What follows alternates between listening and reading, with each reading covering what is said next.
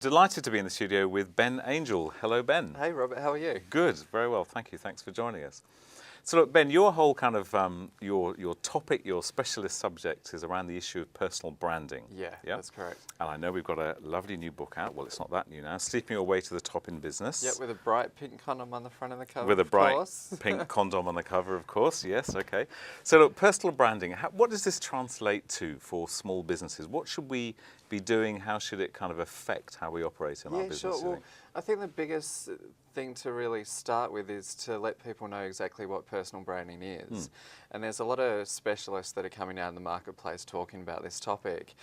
The way that I define personal branding is personal expression amplified to influence and command attention. Okay. So it's not about changing the individual, or to a sense we are going to package them up so they're more marketable, but we've got to work out what's their personality and what are the personality traits that are media friendly but also friendly to the marketplace. Okay, so it's not so much changing somebody, but it's looking at their qualities and bringing those to the fore. Yeah, and I think the biggest issue with business, particularly in Australia, we tend to keep our personal stories to ourselves.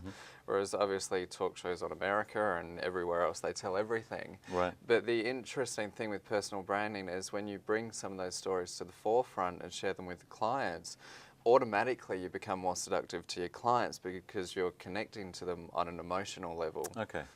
Okay, so if somebody watching this and thinking, okay, well, how do I discover my personal brand? How do I kind of unearth my stories? What would you say? How do we go about doing this? Well, it's really important to, what are the values of not only the business, but also the individual? And when I work with clients, sometimes it can take 3 months to actually really dig it out of them. Right. Because they've hidden it under stuff of always trying to fit in. Okay. Like in school, we're taught we must fit in so we can be liked and everything else. Whereas personal branding, if we want to get attention, we have to get those little idiosyncrasies of our personality. Right. The things that we would typically hide and actually put them at the front. Okay. So it's to really look at yourself and ask the question, what are the quirky little things about my personality that could actually connect with other people?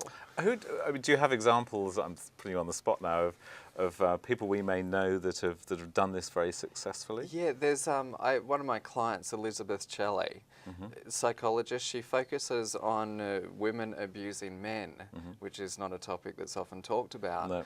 Now she's got a wicked sense of humour and she connects with male audiences incredibly well.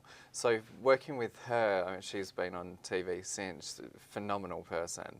Working with her, it was really to find out what are the stories that got her to this point, and is she willing to share some of those stories with the audience and getting them to connect. Okay. Yeah. So being very personal, digging down into your own kind of stories you've got, and not being afraid to kind of put them to the front. Yeah, and look, it's a balance. We really have to look at it in terms of how could media respond to this story? Right. Could they take it a particular way that we don't want them to take it, which is often the case for media. Right. But at the same time, with some clients, we may want them to take it a particular way. Right. Because straight away it incites conversation around the topic and stimulates debate. Okay. And there's nothing better than stimulating debate to educate your customers on how to use your service. Sure. But presumably we need to be cautious that we don't kind of move the conversation away from business. You know, we want to be talking about business. So we need presumably to be fairly mindful as well about the kind of topics that we go with. I mean, we can be controversial as long as it's placed into context. Yes, okay. So it's not just being controversial for the sake of it, but it's looking at, okay, what does this controversy create? What are the outcomes that can come out of it? Because controversy is a great way to bring a topic to the front of people's minds and once again stimulate the debate and really get people taking action. But it's really understanding the process, because if we look at personal branding, it is all about PR. It's publicity. And it's publicity of the individual, not necessarily the business. But we're now putting the emphasis on the individual because they're the newsworthy part of it. It's easier to get the individual into the media as opposed it is to market the business directly. Okay. So typically you will be called into a business to help them unearth their brand. If you like. Yes, I dig for all the funny stuff that's happened in the organisation. Excellent. And if we need to find out, or if you'd like to find out more about your work, we can go to benangel.com.au. benangel.com.au. Yep, that's correct. Okay. Ben, thank you very much for joining us. Beautiful. Thank you, Robert. Thank you.